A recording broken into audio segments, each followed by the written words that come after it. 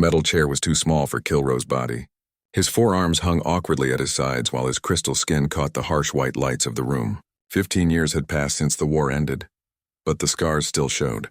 Deep cracks ran through the blue crystal plates that covered his face and arms. Some wounds never healed properly, not even for his kind. Boram sat across from him, her small human hands holding a recording device. She looked tiny compared to Kilro's 8-foot frame, but she did not seem afraid. That surprised him. Most beings still feared the Zeltharians even after all these years of peace. "Thank you for agreeing to this interview," Boram said. Her voice was calm and steady. "The Galactic War Crimes Tribunal wants to record all accounts from the Human Coalition War. Your story will help future generations understand what happened." Kilro's 4 eyes blinked slowly. Each eye was the size of Boram's fist, glowing with a soft purple light. "I do not know if understanding is possible," he said. His voice was deep and rumbled like distant thunder. "Your people, they do not think like the rest of us." Hyunwoo, the tribunal mediator, leaned forward from his seat at the side of the room. He was human too, but older than Boram, with gray hair and tired eyes. "Please, just tell us what you remember. Start from the beginning." Kilro was quiet for a long moment. His crystal skin shifted colors, turning darker blue. This was a sign of stress among his people. "The beginning," he repeated. "I suppose it started when we thought we understood you." Boram pressed a button on her recorder. "Tell us about that." "My people had been watching Earth for many cycles," Kilro began. "We saw a young species barely out of their home system. You had just started building colonies on other worlds. Your technology was simple. Your ships were slow. Your weapons were basic. The coalition leader said humans would be easy to defeat." His lower arms gestured as he spoke, a habit from his military days. "We had defeated dozens of species before. The pattern was always the same. We would show our superior force. The enemy would surrender. We would take their resources and add their territory to the coalition. It was clean. It was efficient. It was civilized. But humans were different," Boram asked. Kilro's skin flickered between blue and purple. "Everything was different. We sent our first demands to your leaders, standard protocol. We told them to surrender their outer colonies or face destruction. Most species would negotiate at this point, try to keep their homeworld in exchange for everything else. What did the humans do? They laughed." Kilro's voice dropped lower. "Your leaders sent back a message. It was a human female, I remember. She was smiling. She said, 'Come and take them.' That was all." 3 words. Hyunwoo made a note on his tablet. That would have been President Chen at the time. "We thought it was bravado," Kilro continued. "Young species often tried to act tough before they realized how outmatched they were. We prepared for a quick campaign. 6 months, maybe less. We had done this before." Boram leaned forward slightly. "When did you realize something was wrong?" Kilro's 4 eyes closed for a moment. When he opened them, they were dimmer than before. "The first battle, we attacked a mining station in the Kepler system. It should have been simple. A few hundred humans against a full coalition battle group. We expected them to evacuate or surrender immediately. They didn't. They fought back." Kilro's skin turned a deep purple now. But that was not the strange part. Many species fight back at first. It was how they fought. They turned everything into a weapon. Mining equipment became artillery. Cargo containers became bombs. Even their escape pods were turned into missiles. Boram glanced at Hyunwoo, who nodded for her to continue. "That sounds like desperation. Most species would do similar things when cornered." "No," Kilro said firmly. "Desperation is random, panicked. This was planned, organized. They had prepared for this kind of fight before we even arrived. They knew exactly how to turn their civilian equipment into weapons. They had drilled for it." He paused, his skin shifting colors again. But the worst part was not the fighting itself. It was how they acted during the fight. They were not afraid. They were not desperate. They were excited. "Excited?" "They sang," Kilro said quietly. "In the middle of battle, while explosions were happening all around them, they sang. War songs, battle hymns, music about fighting against impossible odds and never giving up. They broadcast these songs on all frequencies so we could hear them too." Boram felt a chill run down her spine. "What kind of songs?" "I remember one," Kilro said. His voice became almost a whisper. "It was about a place called Thermopylae. 300 warriors fighting against thousands. The song celebrated their death. It said dying for their people was the greatest honor possible. They sang it while charging at our forces with nothing but mining tools and improvised weapons. The room was quiet for a moment. Only the soft hum of the air recycling system could be heard. We won that first battle, Kilro said finally. If you could call it winning. We took the station, but it cost us 3 ships and hundreds of soldiers for a mining outpost. And the humans, they achieved something too. What do you mean? Hyunwoo asked. They learned about us, how we fought, how we thought, how we reacted to their tactics. Every human who died sent information back to their command. They studied us like we were specimens in a laboratory. Kilro's forearms moved restlessly. After that first battle, I started having dreams. Nightmares, you would call them. I had never experienced anything like it before. None of my people had. We did not even have a word for it in our language. What kind of dreams? Boram asked softly. I dreamed about the human who sang while fighting me. He was young, barely more than a child by their standards. I had shot him 3 times, but he kept coming. He died with that song on his lips and a smile on his face. In my dreams, he asked me why I was afraid of death when he was not. Kilro looked directly at Boram with all 4 eyes. That was when I realized we were not fighting a normal war. We were fighting something that did not follow the rules, something that enjoyed the fight itself more than winning or losing. Boram felt her hands trembling slightly. She had interviewed many war veterans, but none had spoken like this. How did that make you feel? Terrified, Kilro admitted. For the first time in my life, I was truly afraid. Not of dying, but of fighting an enemy I could not understand. An enemy that seemed to want the war to be as difficult and bloody as possible. The crystal plates on his face shifted darker. I did not know then that this was only the beginning. The humans had not even started to show us what they were truly capable of. Kilro's skin had turned almost black now, the crystal plates reflecting the room's lights like dark mirrors. Boram noticed his breathing had become heavier, each breath making a sound like wind through stone caves. The second major engagement, Kilro continued, was supposed to be our moment of victory. We had learned from the first battle. This time, we brought overwhelming force to a human colony world called Kepler 442b. It was a mining and manufacturing center with about 50,000 humans. He lifted one of his 4 arms, fingers spread wide. We brought 200 ships, ground forces numbering in the hundreds of thousands, artillery that could level mountains. We surrounded the planet completely. No escape was possible. Boram adjusted her recorder. What was the human response?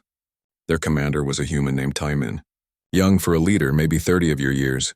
We intercepted his communications to his people when we first arrived. Kilro's voice took on a strange tone. He told them they were all going to die.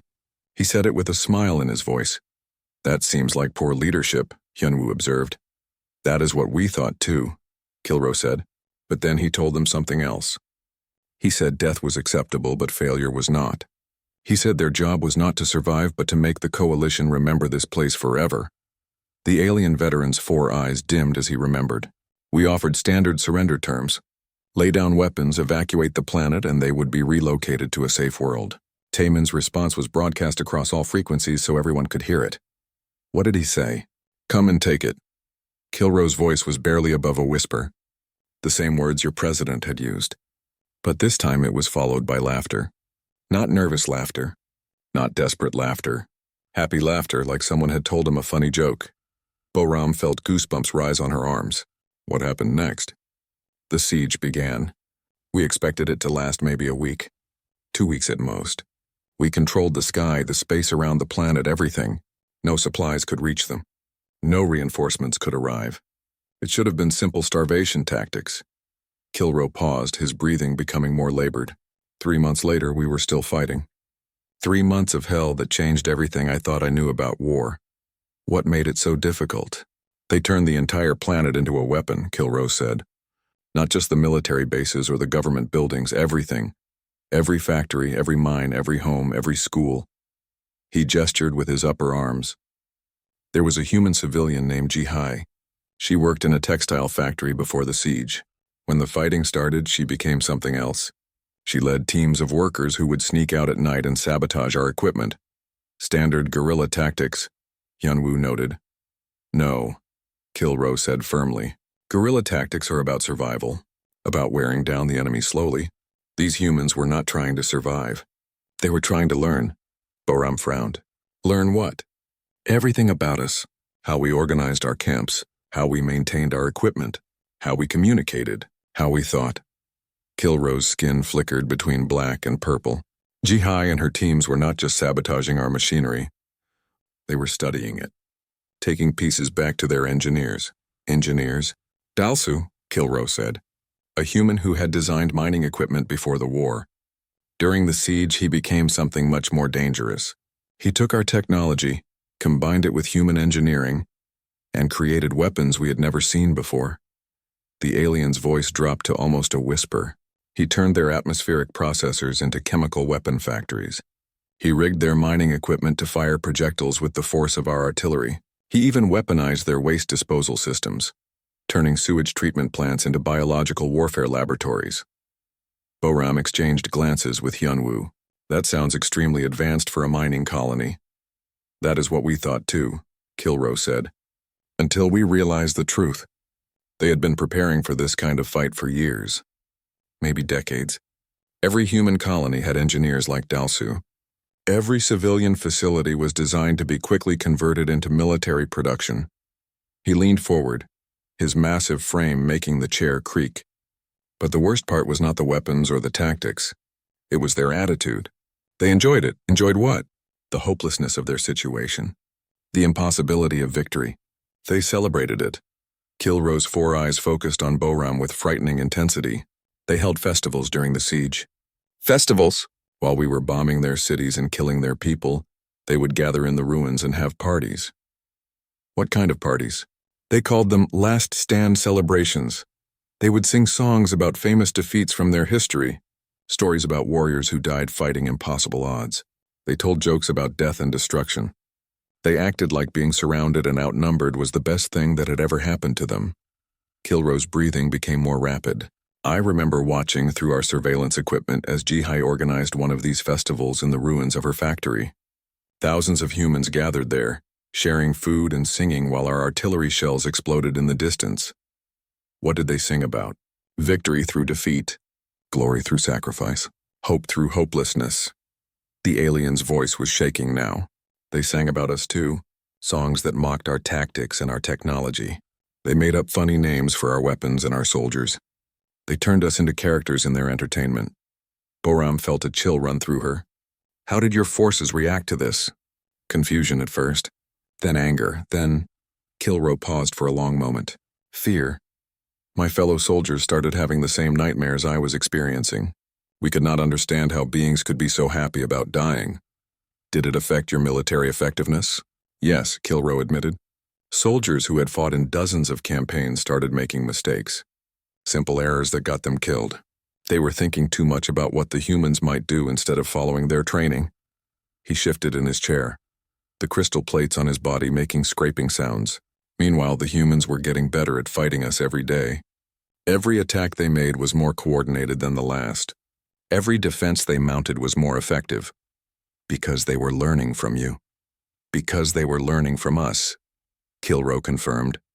Taemin had turned the siege into a massive training exercise. Every engagement taught them something new about coalition military doctrine, and they shared everything they learned with other human colonies. Boram's eyes widened. They were broadcasting military intelligence?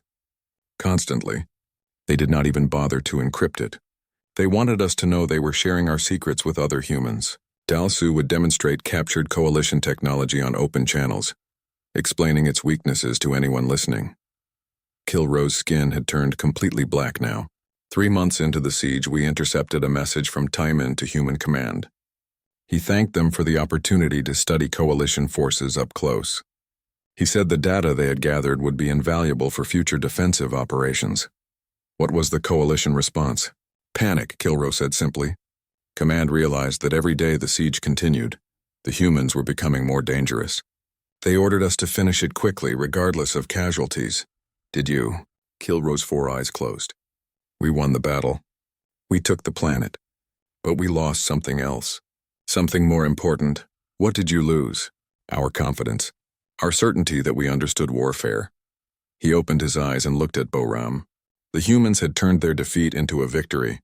They had used their own destruction as a weapon against us. How many human survivors were there? None, Kilro whispered. In the final assault, Taimin ordered all remaining humans to fight to the death. No surrenders. No prisoners. They died singing those same songs they had been singing for 3 months. The room was silent for a long moment. But they had already won, Kilro continued. Every human colony now knew exactly how to fight us. They knew our weaknesses, our tactics, our technology.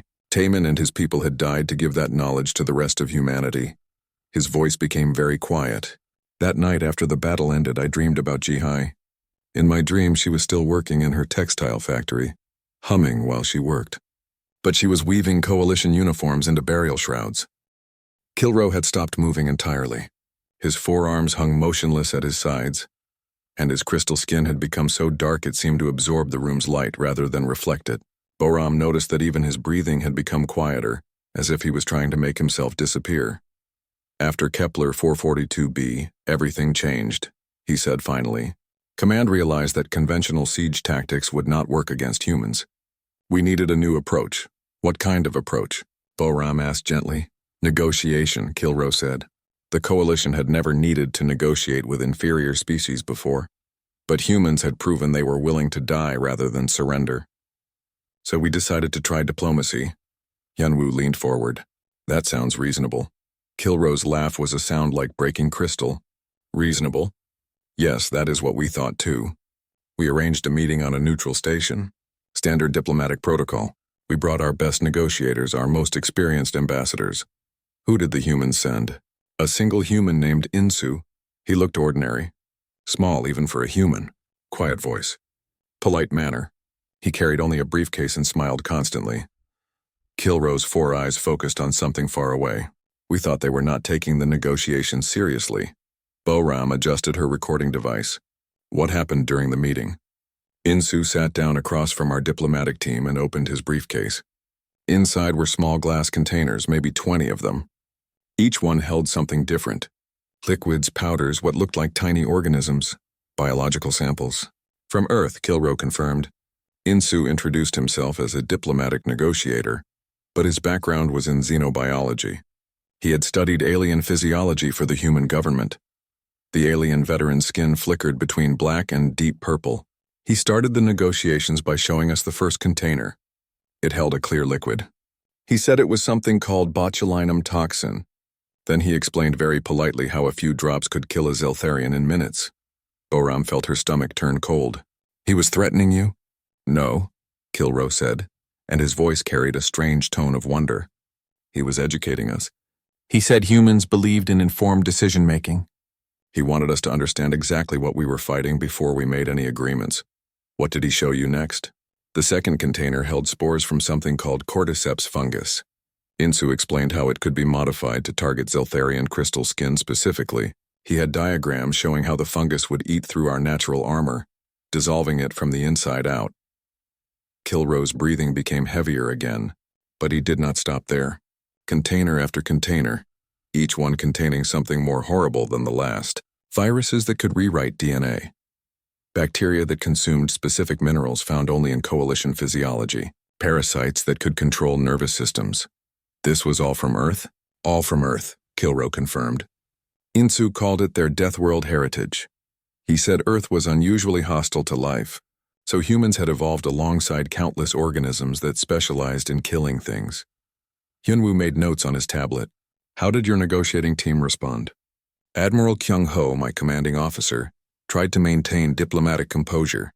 He said that biological warfare was against galactic law. Insu agreed completely. He said humans had no intention of using these weapons. Then why show them? Because, Kilro said, his voice dropping to a whisper. He wanted us to understand what humans considered normal. He said these organisms lived on Earth naturally. Human children played in environments where any one of these substances could kill a coalition soldier. Instantly, the room was quiet except for the soft hum of air recycling. Insu opened another container, Kilro continued. This one held something he called tetrodotoxin. He explained how it paralyzed nervous systems while keeping the victim conscious and aware. Then he told us about Japanese humans who ate creatures containing this poison for entertainment. Entertainment? He said it made the food more exciting. The danger was part of the appeal. Kilro's 4 eyes closed tightly. Then he talked about human children's games. Tag, where they pretended to hunt each other, hide and seek, which was training for ambush tactics. Something called dodgeball, where they threw projectiles at each other for fun. Boram exchanged glances with Hyunwoo. These seemed like normal children's activities to her, but she could imagine how they might sound to an alien perspective. Insu had a companion with him, Kilro said. A human female named Yejin. She was introduced as a xenobiologist, but during the negotiations, she did something that broke Admiral Kyung-ho's mind. What did she do? She took out a tablet and began showing us educational videos from Earth. Programming made for human children. Shows about Earth's wildlife and natural history. Kilro's skin went completely black again. She said she thought we might find them interesting. What was wrong with educational videos? The content, Kilro whispered. Every episode was about predators, creatures that hunted and killed other creatures, but they were not presented as horror stories. They were presented as fascinating examples of natural design. He opened his eyes and looked directly at Boram. Yejin showed us videos of something called a honey badger that fought animals 10 times its size for no reason except territorial pride. She showed us mantis shrimp that could punch through armor with their claws. She showed us tiny poison dart frogs that could kill hundreds of large animals with their skin secretions. And this was children's programming? Educational entertainment for young humans, Kilro confirmed. Yejin explained that human children learned about predation, hunting strategies, and survival tactics as basic knowledge. She said it helped them understand their place in Earth's ecosystem. Kilro's voice became very quiet. Then she showed us human literature, stories they told their children before sleep. Tales about humans fighting monsters, surviving in hostile environments, overcoming impossible odds through cleverness and determination. Fairy tales? Training manuals, Kilro said firmly. Every story taught tactical lessons.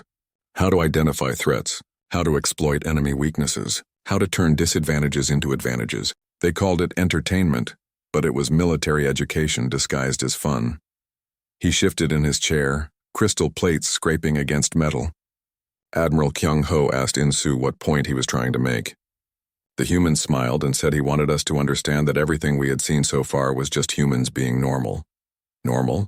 Insu explained that humans had not yet begun using their full capabilities against the coalition. He said they were still treating this as a conventional war because they did not want to traumatize their enemies unnecessarily. Boram felt a chill run down her spine. What did he mean by traumatize?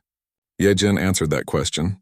She said humans had scientific methods for inducing permanent psychological damage in enemy populations, techniques they had developed studying their own history of warfare. Kilro's breathing became labored again. She told us about human conflicts where entire civilizations had been destroyed not through violence, but through targeted psychological campaigns that made enemy populations lose the will to live. Psychological warfare?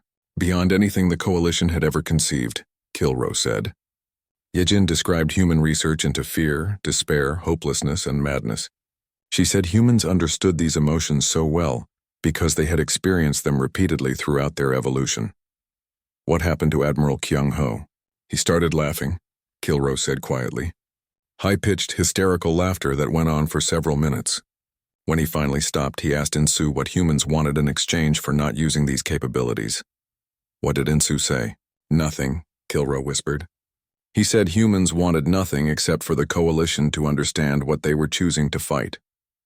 He closed his briefcase, smiled politely, and said the next meeting would include demonstrations of human psychological warfare techniques.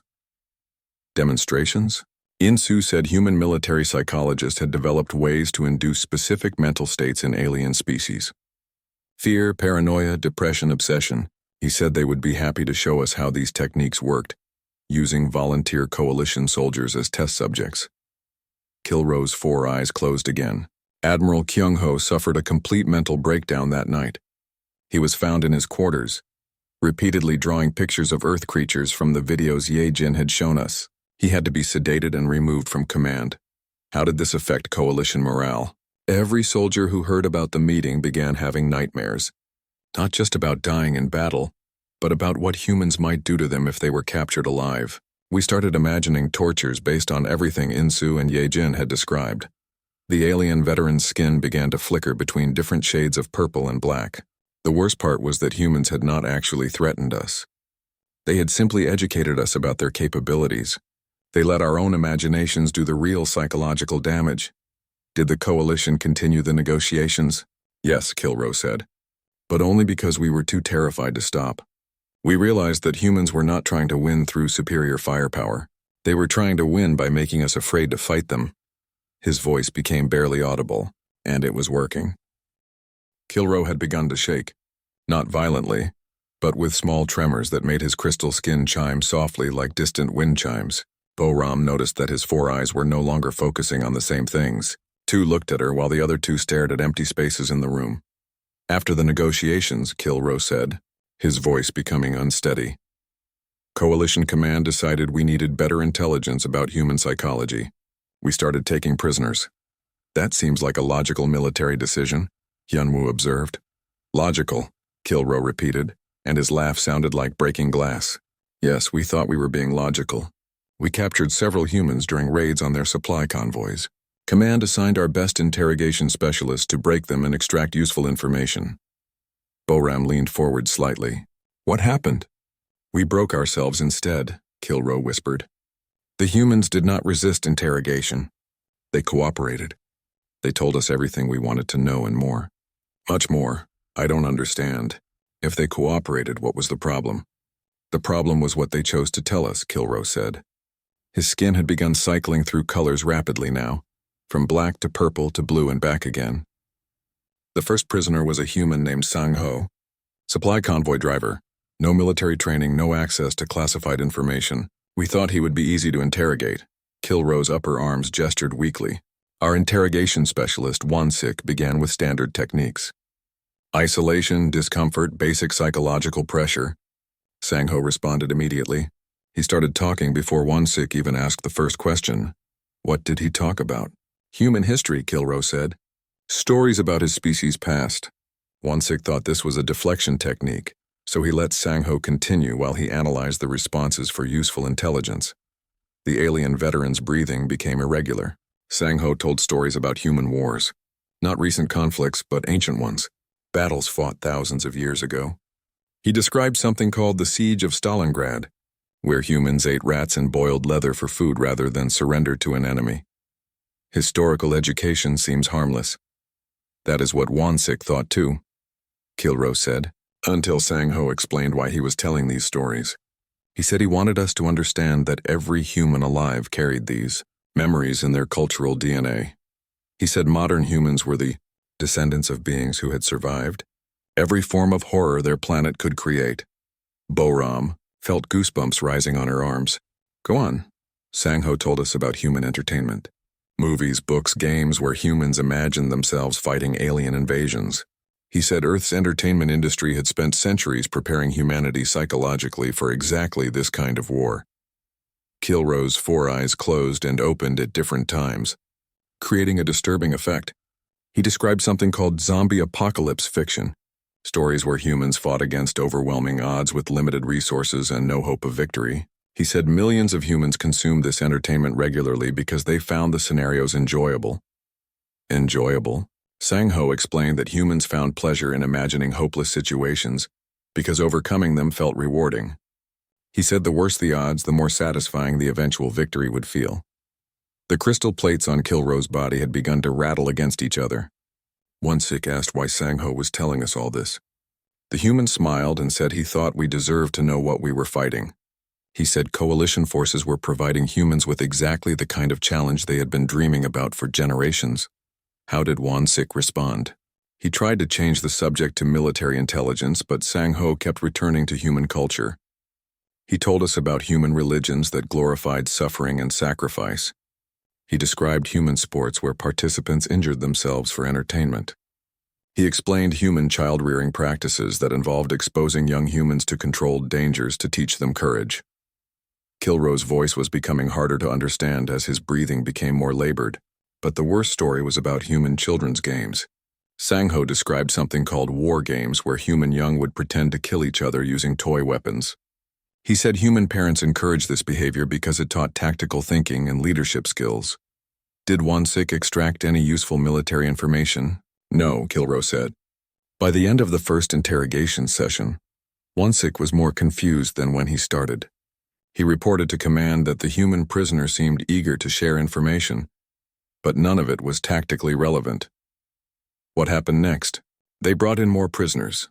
A human child named Mi Young, found in the wreckage of a destroyed colony ship. She was maybe 7 years old by human standards. Command thought a child would be easier to understand. Kilro's skin went completely black again. Mi Young was assigned to our xenopsychologist Dr. Raywan for study. She seemed like a normal young being, frightened, confused, missing her parents. Dr. Raywan tried to comfort her using standard techniques for traumatized children. That sounds appropriate. Mi Young responded well to the care. She began drawing pictures for Dr. Raywan. Simple drawings that young beings typically make. Houses, trees, stick figures representing people. Kilro's voice dropped to a whisper.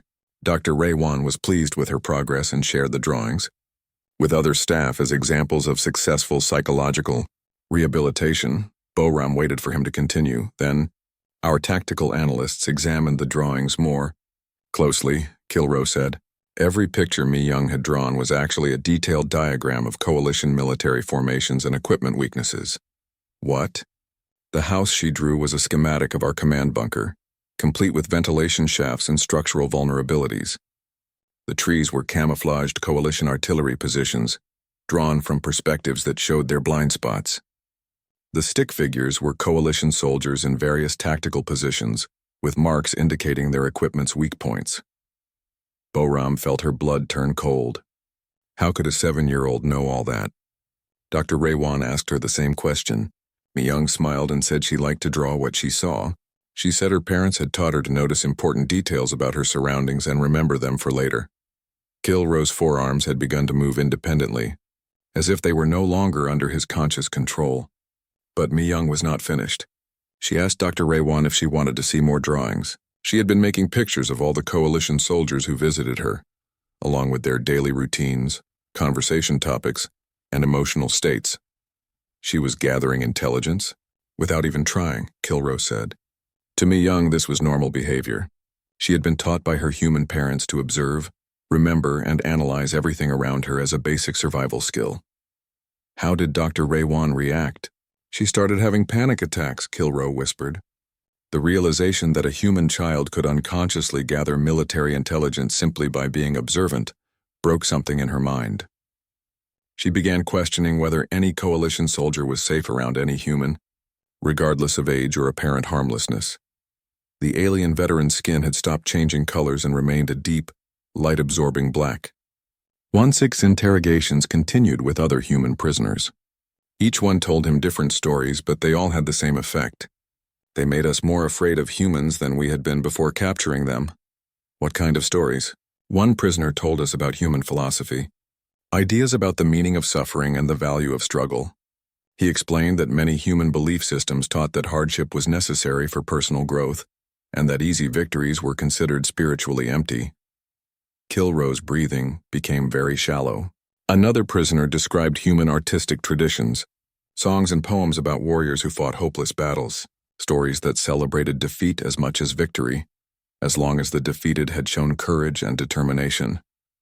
This was affecting coalition morale. Wansik stopped eating. He started seeing human psychological warfare techniques in everything around him. A broken light fixture became a deliberate attempt to induce paranoia through environmental manipulation. A delayed meal delivery became a sophisticated program to create anxiety through disrupted routines. What about the other staff? Dr. Raywan began treating every interaction with human prisoners as a potential intelligence-gathering operation against coalition forces. She stopped allowing anyone to speak with Mi Young without recording and analyzing every word for hidden meanings. Kilro's voice became almost inaudible. The worst part was that the humans seemed to understand what was happening to us. Sangho asked Wansik if he was sleeping well. Mi Young asked Dr. Raywan if she was worried about something. They showed concern for their captor's psychological well-being. They were being kind. They were being human, Kilro said. And that kindness, coming from beings we were trying to destroy, was more terrifying than any weapon they could have used against us. His 4 eyes closed and did not reopen. 1-6 submitted a report to command, recommending that all human prisoners be transferred to automated facilities with minimal coalition personnel contact. He said continued exposure to human psychology was causing permanent mental damage to interrogation staff. Was his recommendation followed? Yes, Kilrow whispered. But it was too late. The damage had already spread throughout the... Kilrow had not moved for several minutes. His massive frame sat motionless in the small chair, forearms hanging limp, crystal skin so dark it seemed to absorb light itself. Bahram began to worry that the interview had pushed him too far, but then his 4 eyes opened slowly one at a time. The end came suddenly, he said, his voice barely above a whisper. Not through military defeat. Not through surrender negotiations. The war ended because we could no longer understand what we were fighting. Bahram glanced at her recorder to make sure it was still working. What do you mean? Command had tried everything, Kilrow continued. Direct assault failed at Kepler 442b. Negotiations became psychological torture sessions. Prisoner interrogations drove our specialists insane. Every strategy we attempted made the humans stronger and us weaker. Hyunwoo leaned forward. So the coalition decided to surrender? The coalition decided we were fighting something that should not exist, Kilrow said. Command sent one final diplomatic mission to Earth, not to negotiate surrender but to try to understand what humans actually were. Who led this mission?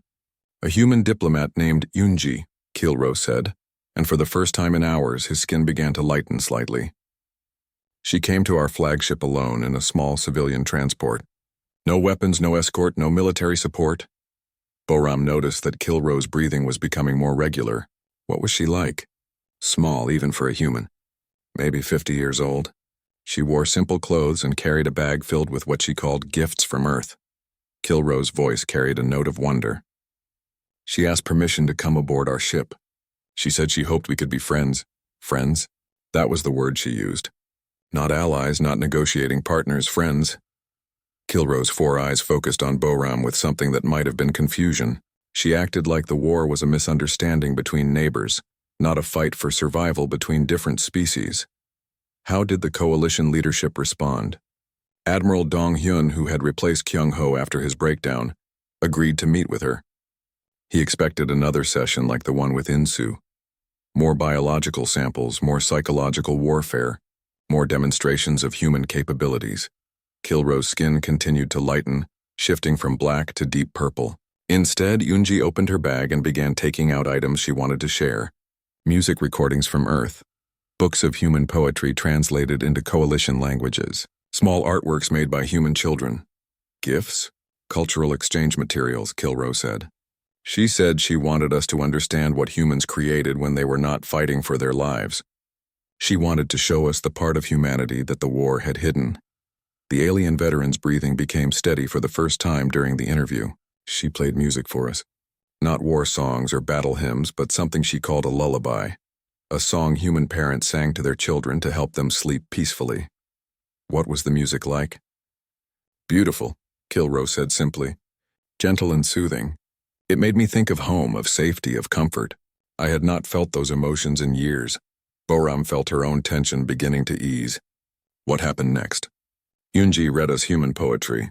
Verses about love, about hope, about the joy of seeing sunrises and growing flowers. She showed us artwork that human children had made, not tactical diagrams like Mi Young's drawings, but pictures of families and pets and favorite foods. Kilrow's skin had shifted to a lighter purple now. Admiral Dong-hyun asked her why she was showing us these things. He said we needed to discuss military matters, not human culture. What did she say? She said these were military matters, Kilrow replied. She said the reason humans fought so hard was because they had things worth fighting for. She said the war was not about conquest or territory. It was about protecting the ability to create music and art and stories. How did the Admiral respond? He was quiet for a long time. Then he asked her if humans had been pretending to be monsters to scare us away from the things they really cared about. Kilrow's 4 eyes closed briefly. Yoonji's answer broke something inside all of us. She said humans had not been pretending to be anything. She said everything we had seen was real. The biological weapons, the psychological warfare, the tactical brilliance, the willingness to die rather than surrender. All of it was genuinely part of human nature. Then what was she trying to show you? The other part, Kilro said quietly.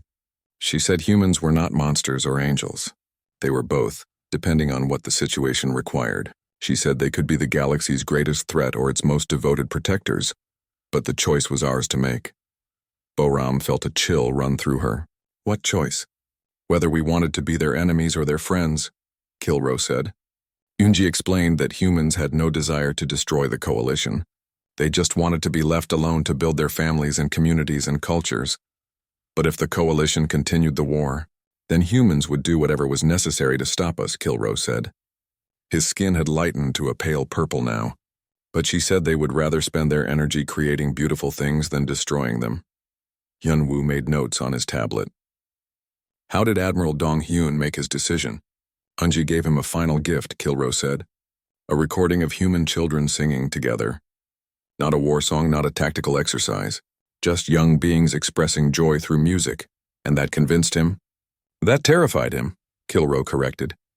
He realized that humans could transition seamlessly from the horrors we had witnessed to innocent happiness.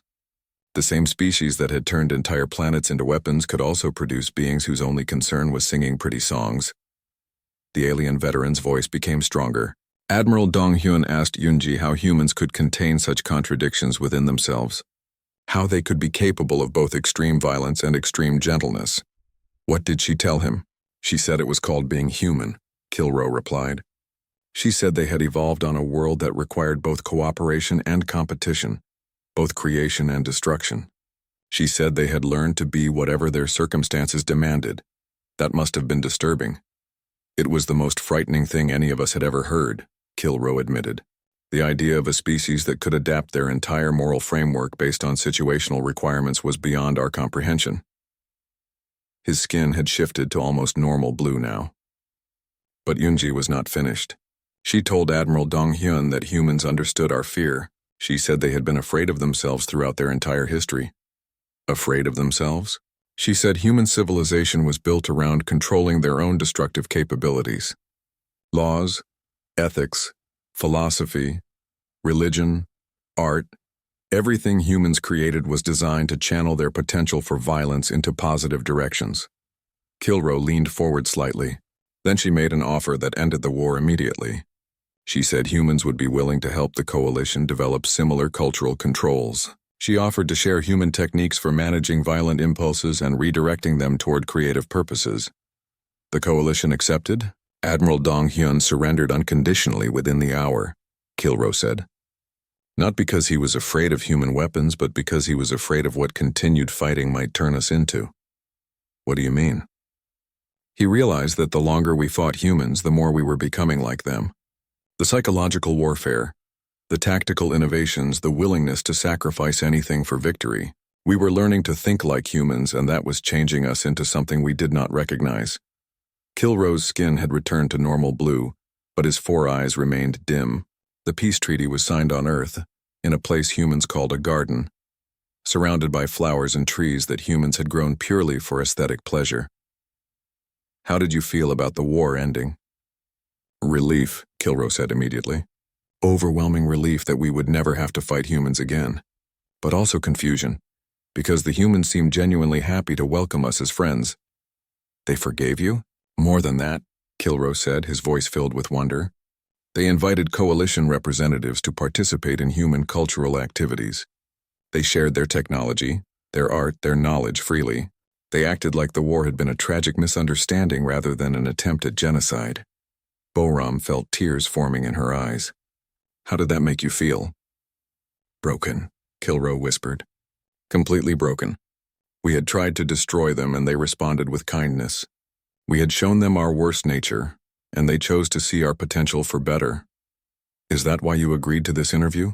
Kilro's four eyes finally focused clearly on Boram. I agreed because humans asked me to. Because Yunji said that sharing our story might help other species understand both the costs of fighting humans and the benefits of befriending them. What would you tell other species about humans? Kilro was quiet for a long moment. When he spoke, his voice was steady and clear. I would tell them that humans are exactly what they appear to be. They are not hiding their nature or pretending to be something they are not. They are genuinely capable of both creation and destruction, both love and violence, both mercy and ruthlessness. He paused, his crystal skin shifting to a lighter blue. But I would also tell them that humans want to be your friends more than they want to be your enemies. They would rather build beautiful things with you than destroy you. The choice is yours to make.